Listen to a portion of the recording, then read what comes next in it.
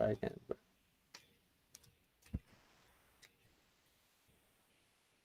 Okay, so it looks like we're live. Nick, how are you been doing? Very well, David. Very well. Thanks for coming back. Thanks for keeping in touch.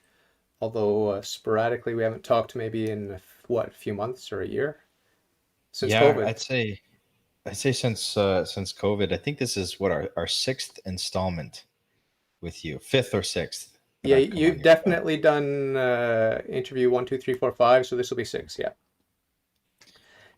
Yeah, and the last time I talked to Matt, I think was also before COVID too. Oh, okay. You're not in touch with him by text messaging and all that? We are, but it's so sporadic. Things kind of dropped off several months ago, and but now that I'm back on your show, hopefully he sees it Yeah. and we get back in touch again. Yeah, we keep in touch very sporadically, but lately, since like I took a whole year off the podcast, I came back in February and got back in touch with Matthew and had him on the show. You can watch that, but he's the same old guy, real sweet, lovable guy, but going through some challenges like we all do from time to time. But he's gone through some rough stuff.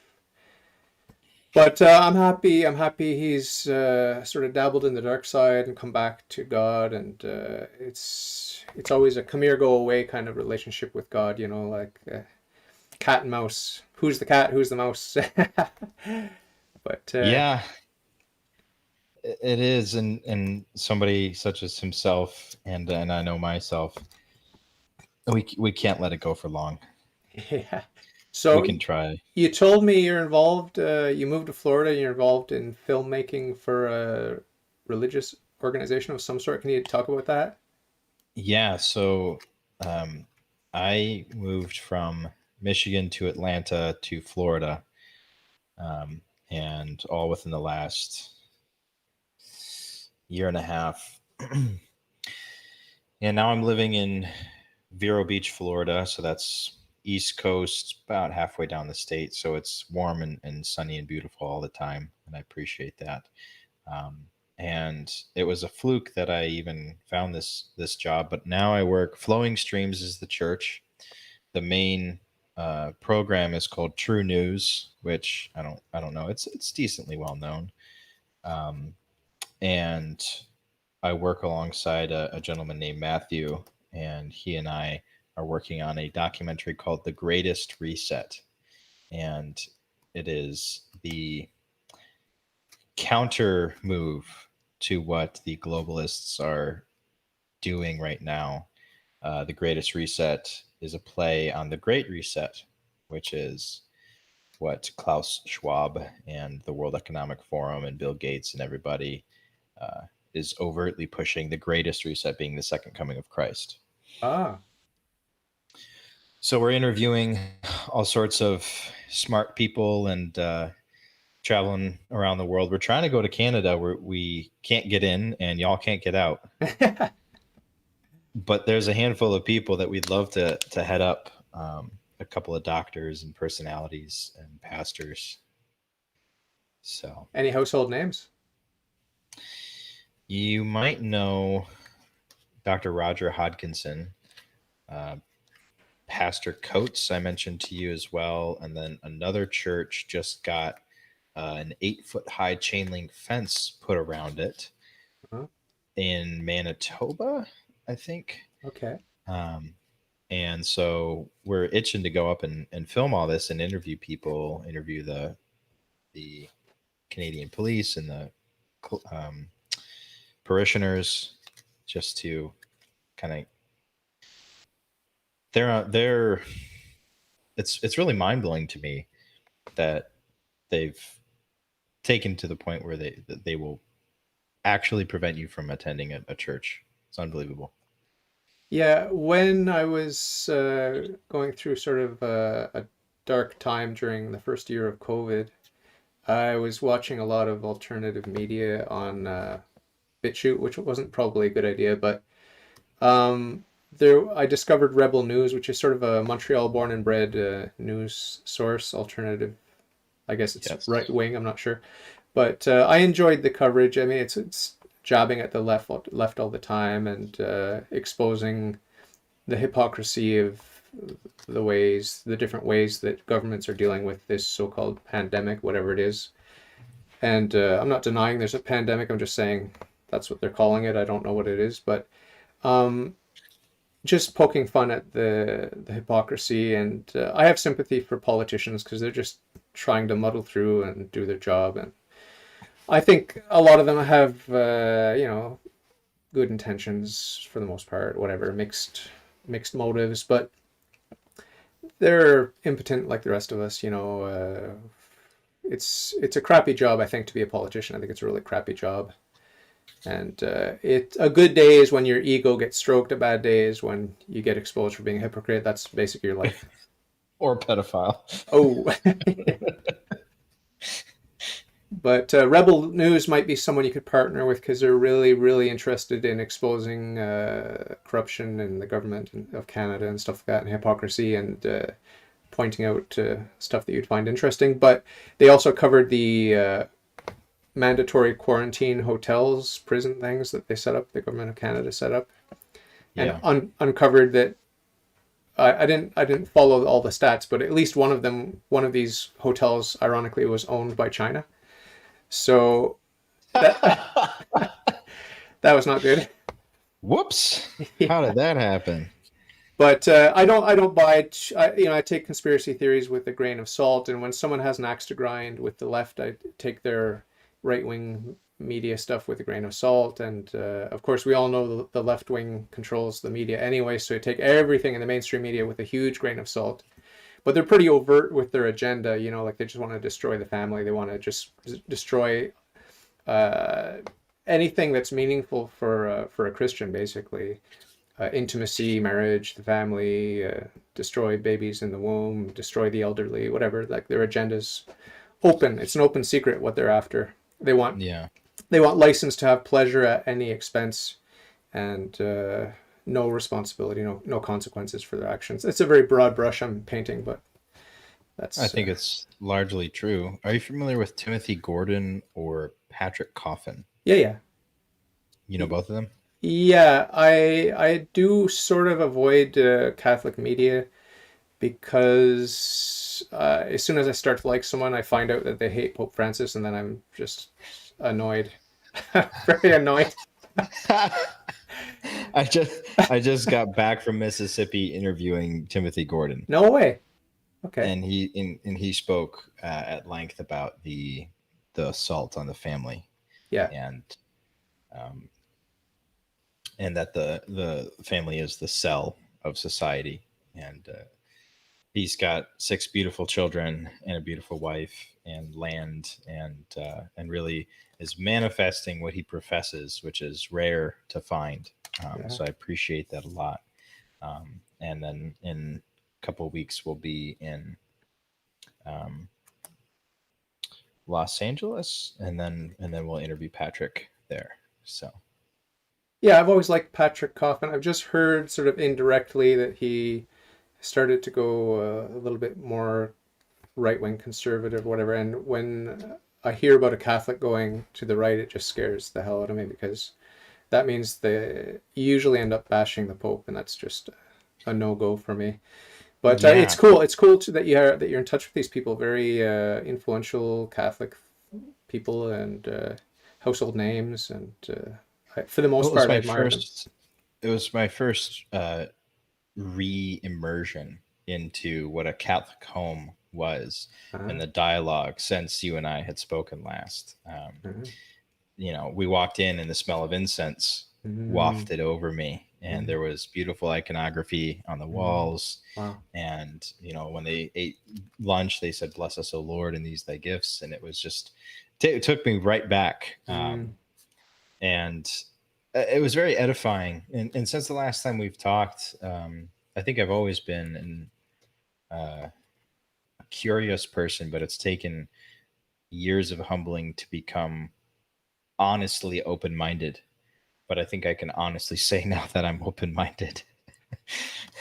it's quite incredible for someone your age. You mentioned you're in your early 20s, so you're way ahead of your age, I think, because usually you've gotta develop the sophistication to balance all the stuff you encounter, all the data that you're gathering in the world. But you're someone that's always gathered a lot of data, so you obviously process it, you digest it. I know you struggle with a lot of it existentially and stuff. We've talked about that, but that's the path to wisdom. You know, just exposing yourself to a lot of data in the world and processing it boldly. Yeah. So I congratulate you for that. And how are you with your people of your age group? Are you comfortable? You find stuff to talk about with them, or do you find a lot of them are just on their cell phones and not really digging as deep as you think they might, or what? I spend most of my time not among my age group because of my work, and I don't have a social life. My social life is it just doesn't exist. And if it does, it's people at work, and they are all, I'd say, 30s to 60s. But I have a couple of friends in my age group with whom I have these sorts of conversations. They're incredibly thoughtful, and it's fruitful conversations. And then I'd say the vast majority, about 70% of my peers, could not care less. It doesn't seem to matter what bit of information I share with them about the state of the world. Um, they believe that the world is as it has been presented to us. And I would say that they're largely uncurious about theology, philosophy, conspiracy, whatever it might be. And it's a real bummer because I try and produce emotion from them. Like, hey, have you seen this? Or what do you think about this? Because, as 22, we're Gen Z, the world is categorically different for us than it was, for our parents. And man, they're just scrolling. I see you got the deck of cards. Are you still doing your magic tricks? Oh yeah, these never leave my hands. Nice. Can you throw up something on the screen for us, or is that too much pressure? No, I could do something for you here. Just Oh, that's cool. You're always playing with the cards. Do you get gigs with that? I used to. Now it's. I mean, it just quiets my mind. It focuses my thoughts to have my hands doing something. So I'm just always shuffling. That's cool. Yeah. Better than those spinners that people fidget with. Yes, those are infuriating. So, just to briefly segue into the family, what do your parents think of your ongoing search for truth? Do they comment? Do they offer support or guidance? Or are they curious what you're up to or what? The subject of religion, the meaningful part of that conversation, has been uncomfortable and largely unplumbed since I left the church. I can talk about religion as a subject, like factually. Isn't this interesting? This historical bit of data, or what's happening with the church, or whatever. They are always supportive of my investigation into anything, but they're at such different places. Like my dad, especially, is just in a fundamentally different state of mind than I am. That they'll listen, but they're not chasing. They aren't Pushing. pushing or being like, you need to read this book, you need to talk to this person, or whatever. I do know with certitude that my mother prays for me endlessly. I know that. She is St. Augustine's mother. Ah, Saint Monica. St. Monica. So You know what that makes you, though, right? yes, and I will happily take that Yeah. mantle. Yeah, yeah. He was a late convert, relatively late in his life. So Yeah, I think I'm in the not yet part of that prayer that he yeah, said. interesting. So what about peer pressure, if you want to call it that, from your supervisor, your boss, your colleagues at work, because it's a Christian environment. Now that is the crucible. Yeah. So my co-director Matt is everyone there is Protestant, and they say Orthodox Protestant, but they use the word Orthodox to just mean like original, as opposed to like the Eastern Orthodox use the word. As Protestants, they know the Bible intimately, and I'd say every day or every other day there is a skirmish of some kind of the minds with one or more members. Every morning there's Bible study. You know, we've been working our way through John, leading up to Passion Week and so on. And yeah, it's just, it is a crucible, and it's forcing me to remain humble and open-minded and really consider things. I mean, since I started the prodigal, it was an exercise in paying attention to the part of me that was aware of denying my attention to things that I found compelling. And that has allowed me to inch by inch by inch just start to consider information. I pray very often now, like shockingly often. Nice. And even though it's still wildly uncomfortable and I don't have the words, it's just something that I'm like, yeah, I'll just do it. Sure. Like, what do Cool. I have to lose? You know? Yeah, cool. Very cool. What's your favorite spontaneous prayer? Is it love, thanksgiving, questions? Is it God, reveal yourself to me, or what is it? I think it's God have mercy on me, a sinner. Lord have mercy on me, a sinner. Oh, Lord, cleanse me of my sins and have mercy on me, for I've nice. sinned without number. Wow, nice. Um, and if not that, then just sort of a background conversation of, this is something I went through when I was Catholic, and I see myself going through it again, and it's so difficult to parse out. Is the entity that I'm conversing with of my own creation, is it just this part of my brain talking to this part of my brain, or is there something out there? And I do believe in a God, and I believe in a Thomistic God. I believe in Aristotelian God. I'm not entirely certain about the whole personalism side of the theism, or whether he wrote books or had a son. The Shroud of Turin blows my mind. I don't understand that. Like, there's something, and it's not just the new agey, we're all connected, man. Like, there must be a being whose essence is existence itself, who has the qualities of that Thomas described, and upon whose existence ours is dependent. And I think from there you can derive many meaningful, irrefutable aspects of God. Goodness, justice, logic, perhaps even personalism. I just haven't sorted that one out yet. And I think you can also derive morality from these truths as well. Yeah. I would direct you, just gently guide you to focus on the will. Like, you have a will, and so you are an agent. You're a moral agent because you have a will. So if you start just thinking about God, do you want anything, God? Do you desire anything, God? Do you get what you desire? Do you always get what you desire? If you start focusing on God's will, you're soon going to be at that crossroads, like, yes, God is personal, or you may go deist. But I'm pretty sure if you realize that your will has a source, you will start attributing will to the source, and then you've got a personal God.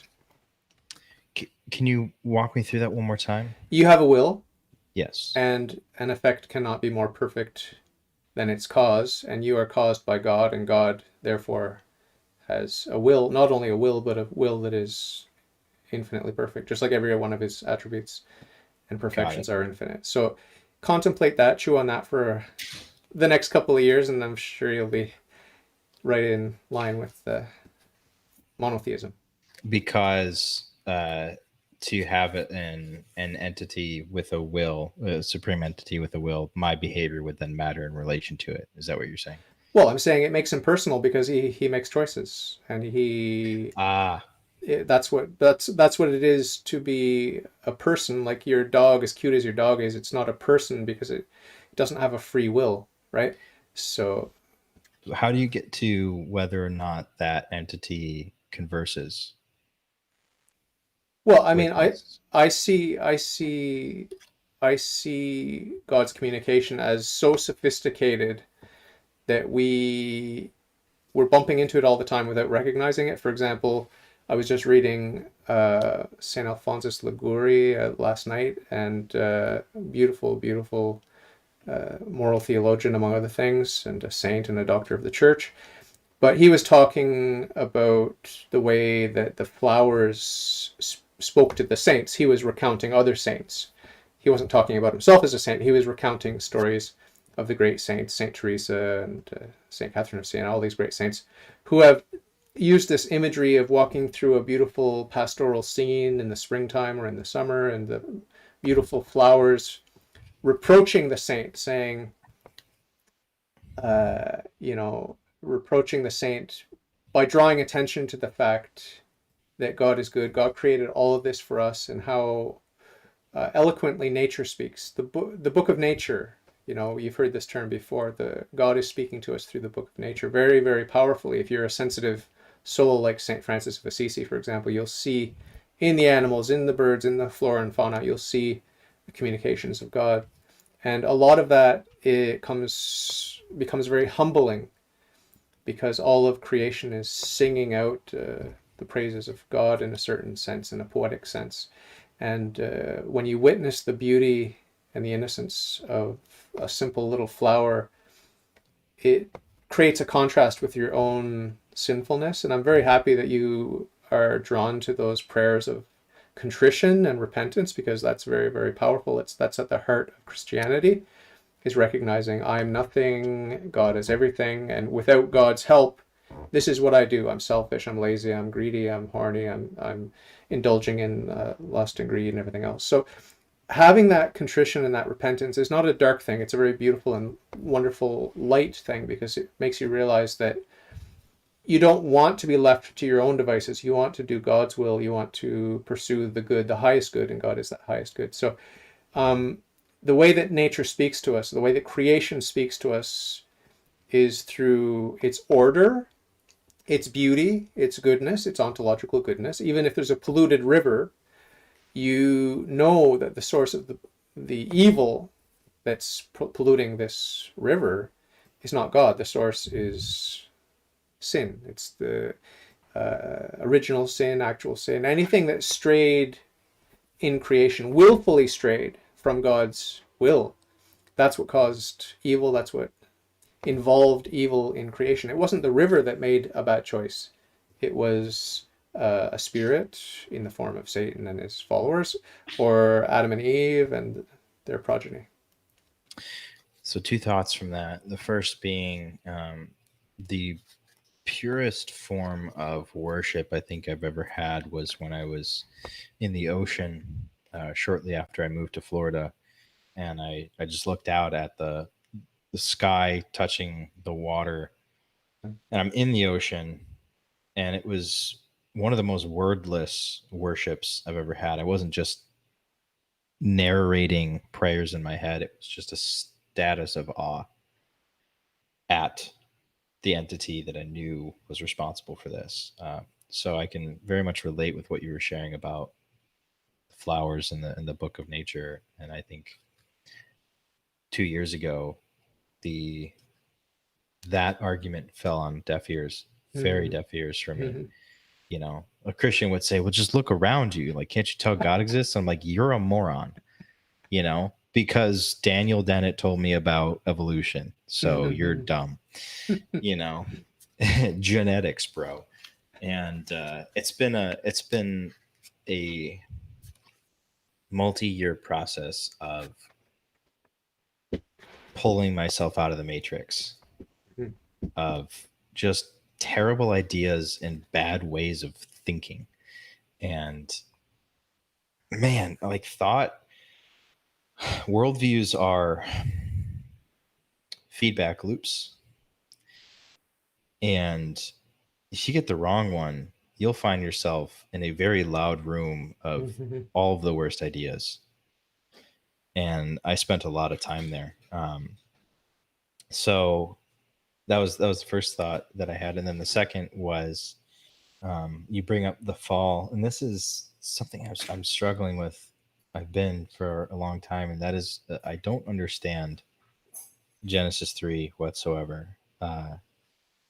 The idea that the seraph, the throne guardian, which is also Lucifer, was able to deceive perfect beings who were in perfect unity with God, and that they willfully chose to do not God's will, and that they were culpable, yet they had not yet been made knowledgeable with the tree of which they ate. That whole paradigm confuses the hell out of me. Yeah. Well, it's, if you want to think of it as a point of unstable equilibrium. So, you know, when you have a bowl and you put a ball bearing in the bowl, it's just going to settle to the bottom and stay there. But if you invert that bowl, if it's not a flat bottomed bowl, but if it's a rounded bottom bowl, if you invert that bowl and you put that same ball bearing on top, suddenly there's only one spot where it can rest, and anywhere else, even the slightest movement, it's just going to fall.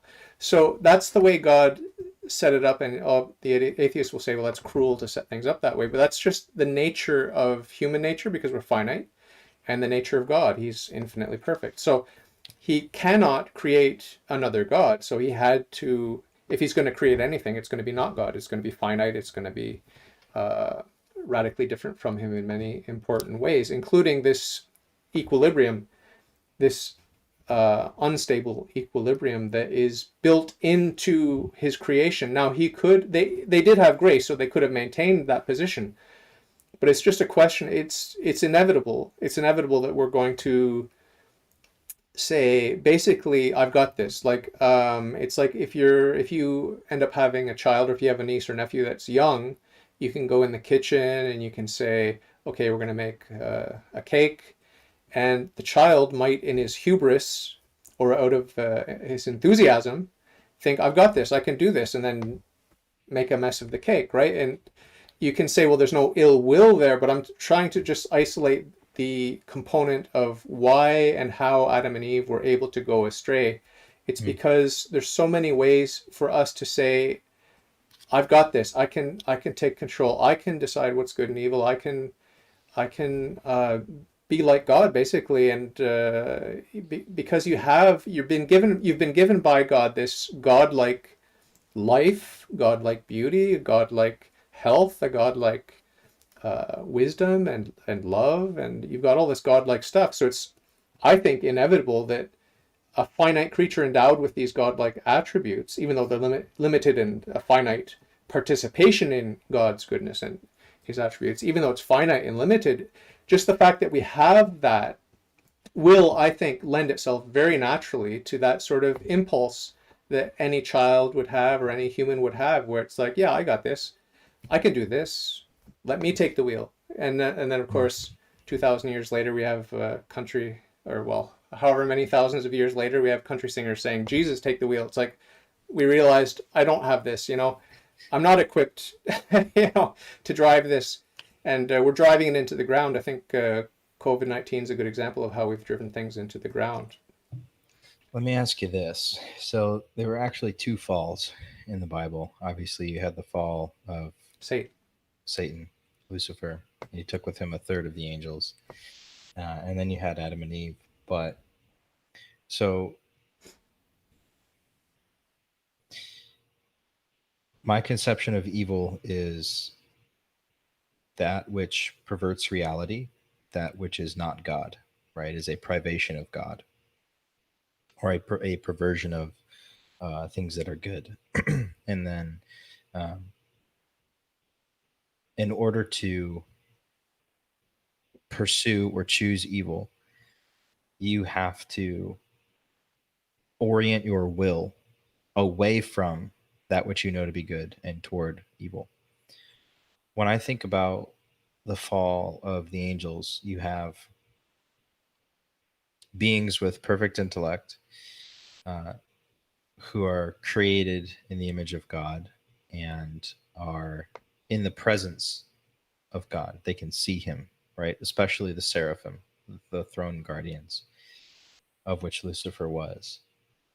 My confusion comes in toward what did Lucifer orient himself toward? If himself, because he's participating in God's attributes to a limited and finite extent. But he sees that the image that comes to mind is cocaine. It's like, you think you're smart, you think I've never done cocaine, but this is what I hear, is that you think that you're all that, and you think that you're the most clever pickup artist in the bar because you're on that cocaine.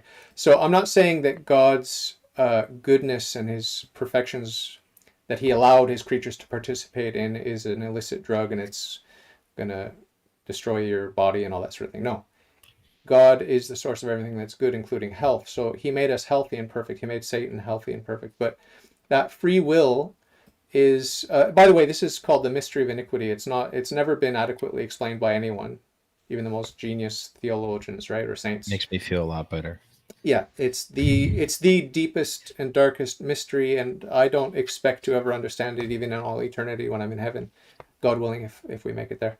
But it is humbling to contemplate it. It's frightening to contemplate it, because how can someone so good fall so far? And the fall of the best is the worst, and that's a Catholic maxim. So that's why a lot of saints suggested that popes and priests run a great risk of ending up in hell, and that many of them do end up in hell. God forbid, I hope that's not the case, but that was the intuition of a lot of the saints, just because of that, the elevation that they were given, the sort of privileged position that they had, and the responsibility. And with great power comes responsibility, great responsibility. Interesting. So his orientation was inward as opposed to outward. That's my take, but I mean, I've never encountered an explanation of the fall of Satan other than pride. Like, it was just the pride. And also another thing that the Catholic saints emphasize is the envy, which the pride allowed him to fall into envy with respect to creatures that were lower, much lower than this beautiful seraphim. The human creatures, in particular, the humble 14-year-old virgin in some backwater village in the Middle East somewhere, when she was given this great privilege of the Immaculate Conception, that she was given a special grace preventing her from being contaminated with original sin. So there's this idea that Satan was allowed to see not only the creation of humanity, but he was allowed to see in some amount of clarity. I'm not sure the amount of detail that Satan was given before the fall when he was being tested. He and the angels were being tested, but there were some of the saints talk about the fact that they were given a vision of humanity and the role of humanity in the incarnation. And this is coming from a Franciscan school that believes that the incarnation would have taken place with or without the fall. So this is a Franciscan approach that I'm telling you about. The Thomistic school says that the incarnation is dependent, I think, on the fall, whereas the Franciscans firmly teach that it's not dependent on the fall at all. So I tend to sympathize more with the Franciscans on many issues. And if you want to look into them as a sort of alternative to complete and sort of complement your Thomistic interests, you could go to Blessed John Duns Scotus, one of my favorites. You could go to Saint Bonaventure, who is a great saint, but which I find him very difficult to read. Blessed John Duns Scotus is also difficult to read. But you also have, you've got other saints in the Franciscan tradition that you could read. And you could read St. Francis himself, St. Francis of Assisi. So three thoughts came from that. The first being that, yes, it is interesting, the emphasis on envy, and that Satan tried to inspire that same envy in Adam and Eve by saying, it's not that you'll die, it's that God doesn't want you to become like God. And that's interesting. The second conundrum that I've run across recently with the fall is this peculiar difficulty or tension, or not tension, opposition between knowing more and being more moral. That they ate of the tree of knowledge of good and evil, and by growing in knowledge, they lowered in morality. That's not the way. No, Can you resolve that for me? There's no correlation there. The fall happened before they touched or tasted the fruit. The fall happened before that. So it's when they decided to disobey God. That's when the fall happened. The knowledge they got is a direct consequence of the evil act of the will, the evil choice that they made. The knowledge is just like when you make a mistake and you go, oh, I made a boo-boo. That's the knowledge. It's not a great knowledge. It's not like, wow, I've increased in wisdom. Well, you sort of learn from your mistakes, but what a horrible way to gain wisdom. What a horrible, horrible way to gain wisdom. And they would have been more wise to not have fallen. But like I said, it was inevitable, and God knew it was inevitable. So it's almost not so much, it didn't matter what the tree was. It was the command. The tree was named that because God knew that they would regret their decision as soon as they made the decision. The tree of I told you so. yeah, that's it. Interesting. And then the last thought that I had, that I struggle to be able to assist believers in taking a step out of the space of belief and observing Christianity as a narrative, as a story. And it's not a pejorative. That is not an insult, but it is a story. And what stories do is they tell you things about the characters, and they tell you things about the authors. When you read Lord of the Rings, you learn beautiful things about the world of Middle Earth and Bilbo and Gandalf and so on. And you also learn about J.R.R. Tolkien. And something that I've come to realize is that if we assume Christianity is true, it is one of the most mind-blowing descriptions of reality that you have, because it informs you about God, what he's like in that he would create a thing like us, that he finds it interesting to do it in this exact way, that he's almost bounded by the attributes of what he's created. Like, not to put bounds on God, but the fact that he created something like this does sort of sequester adjectives that you can place on him. He did this. He did this specifically. Yeah. He has a son, and he cares in a way about us in such that he would allow torture, right? And when I started to look at Christianity through that way, and just again assuming that it was true, it's intimidating how informative it is about reality. Yeah. It's hard to cope with that, and that's a sort of meditation. I think that's an advanced contemplation.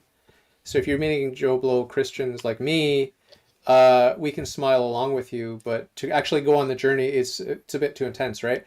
So that would be a very rare moment of clarity to go there with you.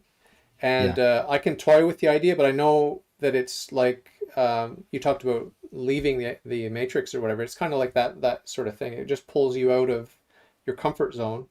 And so I'm sort of going to speak in defense of the average Christian, because it's hard to go to work in the morning if you're connected to reality, and you're actually exposed like a raw nerve the way Jesus and the saints were.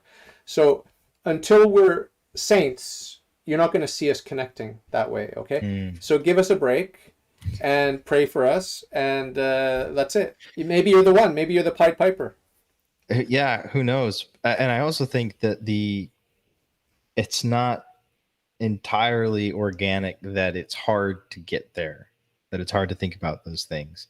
I think it is a lot a product of socialization and media and Complacency. It's complacency. complacency, trauma, neurosis, Yeah.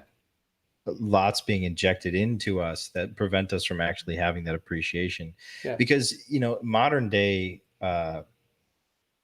new age atheism just looks at religions and just laughs. It's just a joke. It's like, Yeah. how could somebody ever have this idea pop into their head and then it stick? And they're so disconnected from the fact that, like, again, if we assume it's real, it's because there was a visceral experience of of the life of Jesus, or of pillars of clouds and pharaohs and rivers of blood and so on and so forth. Yeah. Wow. And now it's like, oh wow, that's a cool plot for a movie, Mm-hmm. because Mm-hmm. that's the only way that we can connect with something fantastical is a screen. Yeah. Well, it's kind of like I've been watching some real crime TV shows with my wife just because it's interesting psychologically, and it's humbling to see what we're capable as humans. And I Mm-hmm. always am very, very quick to connect and sympathize with not the victim, but with the perpetrators of the most horrible crimes, because I know that I'm capable of that and much worse. Like, I'm a very sick person, so I've never actually done anything too horrible, compared with them on this show. I wouldn't make a good candidate for an episode, but uh, when you're a nice housewife and married for 30 years and you find out that your husband has been molesting your kids for the past 15 years, you you need to be almost heroic in your virtue and in your sobriety and your sentience and your self-awareness to process that, period, just to Mm. process it. And it's usually, I think it takes years to really process what does that mean, and what is reality, because my reality is shattered now. This man that I thought I knew, I didn't know him. And I'm using an innocent woman with an evil man because that's usually what happens in these stories. But there are occasionally women that act weird too. But it's usually a man, because the man is driven by his passions. He wants to fulfill his lusts, usually with prostitutes or young children, whatever it is that he's lusting after, the marginal or the vulnerable, right? So yeah, it's shocking and horrifying. That's an example of a reality check that's hard to take because it's so horrible. But with Christianity, it's wonderful and weird, but good. Like, it's wonderfully good. And even the passion, death, and resurrection of our Lord. Obviously, the resurrection is good, but even the passion and torture and death of our Lord is a wonderful good, because when you understand what it means for us, and so to wake up to that reality, the goodness of that, even when paradoxically it looks so horrible. If you just read the Old Testament, I'm horrified by the Old Testament, most of it. And what I'm not horrified by, I'm bored and befuddled by. Except for things like Genesis, and Sure. there are a lot of colorful parts in certain books. I love the tale of Jonah and the whale. Lots of colorful parts that I do enjoy, and I do think that I somewhat understand. But for the most part, if it's battles and shifting alliances and all that sort of stuff, it just bores me. Or if people are being hypocritical and disgusting, it just disgusts me. So Yes. hard to have a clear understanding of it and then integrate it and then enter into that world and say, yes, I'm a Christian and I'm like aware of all that. I know how it all fits together. I know how it all works. It all makes sense. I'm comfortable with all of it. Uh, I've never met anyone that's comfortable with all of it or that understands all of it, and I'm certainly not there yet. I think that there are many paths to get to Christianity as a resolute worldview, and that if you can draw a line from the present, you in the present moment, through a set of like 5 or 10 immutable truths. And actually, believe it or not, Rand helped me do this. Ayn Rand. Ah, Um, she put into narrative the Aristotelian and Thomistic truths of the identity principle, A equals A, that you exist, that existence exists, and that the mere fact of you recognizing those means that you have a consciousness that is rational enough to not make a mistake on at least those things. Mm. Doesn't mean you're all knowing or that you can't be fallible in other ways, but it couldn't be the case that you were wrong about any of those other things because it's Yeah. logically incoherent. And then, so like, okay, if you have that foundation, and then you start at the top with something like the Shroud of Turin, or the resurrection, or any number of inroads to Christianity, then you can kind of just draw a line of tension between the two, and you don't have to answer for the other 99% because you can't be shaken from that. Yeah. That's a cool approach. That's a very cool approach. That's basically my approach. I've got like a handful of principles I cling to, and then the rest is just like, well, if I am wrong, there's certain things that I cannot be wrong about, and quite frankly, they're sufficient for me. Like I've got God no matter what. I've got the laws of thought no matter what, non-contradiction. I've got the fact that I exist no matter what. I've got all these things, and it's like, the most anyone could ever tear me down to would be monotheism, right? A generic monotheism. That's as far down as you can go, because after that, it's just you're going to be contradicting yourself if you try to attack my base. My base is monotheism. Yeah. You can't attack it. So even if you want to go for solipsism, I've got a way out of that. Like, it would be supremely ironic for someone else to be accusing me of solipsism being true in the first place. So you can have fun with that. But no, it's just like my foundation is so rock solid. And the thing about Christianity is that people need to realize that there is faith involved. There are faith-based beliefs involved. When I phoned the Atheist Experience like 3, 4, or 5 years ago, whatever it was, I talked to Matt Dillahunty and his guest co-host, and I wanted to talk about the principle of sufficient reason. I wanted to talk about the laws of thought. I wanted to talk about philosophy, the philosophical basis for monotheism, and he was just too unable and or unwilling to talk about those issues, and just immediately went to the faith-based beliefs. And I reminded him, like I went with him, but I said, look, this is not what I'm calling about. I'm calling about philosophy, non-faith-based beliefs. But if you really insist, because you're pushing me towards the faith-based beliefs, yeah, I'll talk about it. But just bear in mind, that's not why I called you. That's not what I want to talk about. I want to pressure you to confront your unquestioned and absurd philosophical assumptions. But he was really not comfortable with that. Do you mind giving me a 5,000-foot overview on PSR? Just whatever happens, there's a perfectly reasonable explanation for it, period. Oh. Every effect has a cause, right? And so there are no exceptions. Like this is one of the basic principles, the principle of sufficient reason. And another principle that took me firmly into young earth creationism, for lack of a better word, is the principle of proportionate causality, which is the one I cited to you earlier, that an effect cannot be more perfect or greater than its cause. So all your evolution theories are out the window, right? With that, right? Just that. But yeah, I dispensed with evolution about a year ago, I think, and that was very useful to getting to a place where I could play with a lot more interesting ideas. Yeah. Because you're no longer a monkey. Not only am I no longer a monkey, but the discussion around evolution is really just an intellectual circle jerk. It's gross. Yeah. They're finding as many ways as they can to reduce mind to the mindless, and then cause mind. But they don't, especially people like Daniel Dennett, who his theory of consciousness is that it's a good magic trick that fools itself somehow, and we're aware of being fooled. But I'm not aware of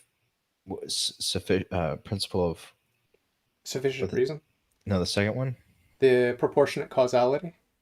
proportionate causality. But learning that You can't give what you don't have. That's a nice way to think about it. You can't give what you don't have. And so I even got to the point when I think it was the second to last episode that I did on my podcast last year. I talked to Wal Thornhill, who was the sort of creator of the electric universe cosmology. Right. Yeah. And months after, I kept talking to him, and I just kind of came to the conclusion when EU Electric Universe refuted Big Bang. Yeah. It refuted redshift. It refuted quantum physics. It refuted the expansion of the universe of black holes. And I was like, hang on a second. The second law of thermodynamics is not true. The law that every scientist will laugh at you if you even question, that the universe is trending toward disorder and entropy, that fundamentally cannot be true just looking around. Okay. And as a result of that, I was like, okay, no matter how big the universe is, there is a constant injection of energy. And that got me to the Thomistic idea that there must be a being whose essence is existence itself, period, full stop. You can't give what you don't have. Yeah. Where are you now with the EU stuff? I find it utterly compelling. Okay, you're still in it?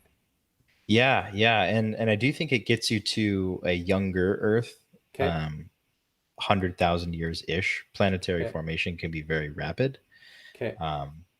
And I think it also gets you to the formation of life very rapidly, because the understanding is that consciousness is sort of like music notes.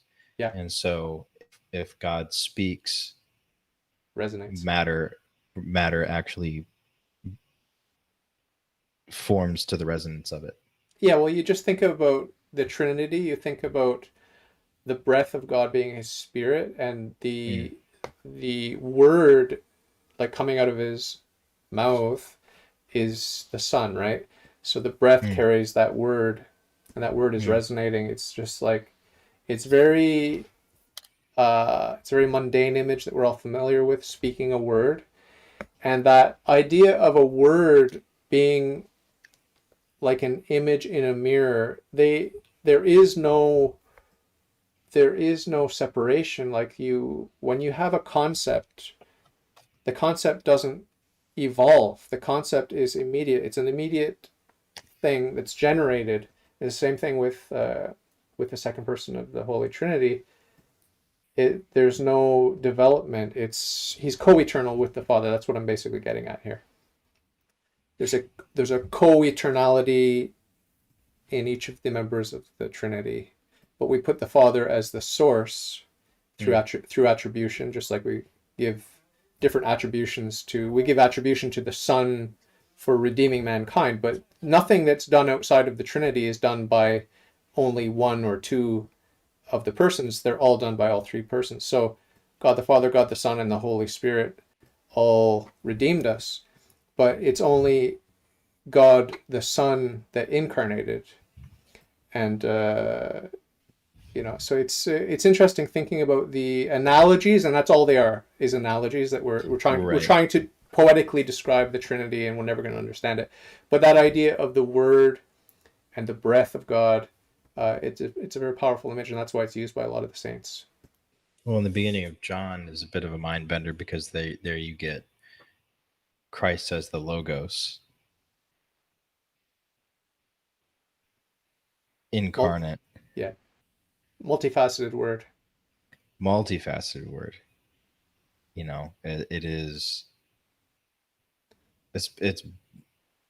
It's even emotional to me now because of how much more I understand it. Like the idea that because I've fallen in love with logic, and I think that's one of the ways that you can fall in love with God is if you fall in love with logic. And Rand has a great part in Atlas Shrugged where John Galt basically just rejoices and smiles to himself because the world is coherent, it's logical, Mm. and things happened in a way that were understandable. And when you realize that that is a beautiful thing, Mm. what Rand didn't realize is that is worship of God. Mm-hmm. And that's because she's an atheist, but I realized that. And so when you think about logos, okay, the speech of God is inherently logical, and then the Son is logos incarnate, right, made flesh, and then dwelt among us. Just gets you so much further than the platitudes and the stories that were tossed around. Yeah, I agree. I agree that I came to Christ and to God Himself, God the Father, primarily and chronologically, uh, through my love of philosophy. And philosophy, of course, is the love of wisdom, right? Mm. So the love of truth. I mean, nothing is more exciting to me than truth. I mean, it's just so exciting, and logic is sort of a parsing of truth, right? Mm. A consistent parsing of truth. But yeah, when you know that you live in a well-ordered universe, there's nothing more satisfying, and that's why I have a lot of sympathy for the Eastern religions that talk about karma. I mean, it's one of the most important principles in my life is karma, cause and effect. It's one of the most important things.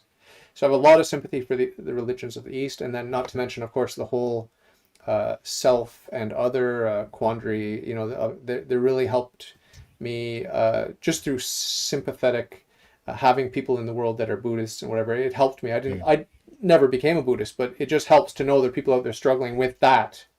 You know, the existence of the self, the existence of the other, the existence of God, and the Buddhists sort of put to the side the question of God, but at least they're asking the question about ontology and about existence in a very profound and focused way.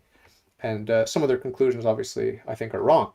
But that there are people out there struggling with that, I think, is very powerful. And you and I think, came to God through philosophy and our love of truth. And to me, that's my way. So I really admire that way, and I'm attracted to that way.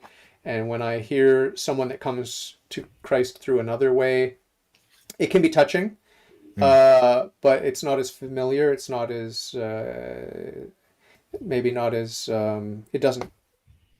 It's more other. It's not as Yes.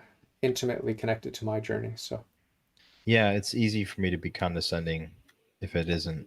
Um, if I don't see somebody have sort of the base truths, right, or even a defensible thing, yeah, and perhaps that's wrong of me. yeah. You're missing an opportunity to humble yourself in front of some uneducated peasant woman that's got faith. Her faith is 300 times as strong as yours, right? So Right. you gotta humble yourself. You gotta humble yourself. It doesn't really matter that she doesn't know from Adam, the principles of philosophy or whatever. Really Right. doesn't matter. I don't know. It's kind of in a Twilight Zone sort of way. I hesitate to even utter the words that I would like to switch places with her, because bang, I mean, I really don't. I don't want to switch places with anyone, frankly. And I think God made us as individuals and unique persons for that reason. I mean, I don't think I'm supposed to be that uneducated peasant. Not that I'm highly educated myself, but there's a different path Mm. and different proclivities and tendencies and tastes and sort of thing. I really want to talk to you again right now. I have to go because I promised my wife I wouldn't go past 9 o'clock. It's 9:01. Can you just leave me and the listeners with a sort of what should I say, preview to what our next talk will be about? Some of the things we haven't touched on that we're going to talk about next time, please.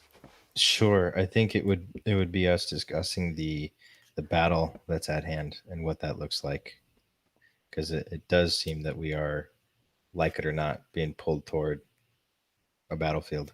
Yeah. And you've chosen the side of good, I'm presuming. You're presuming correctly. Yeah.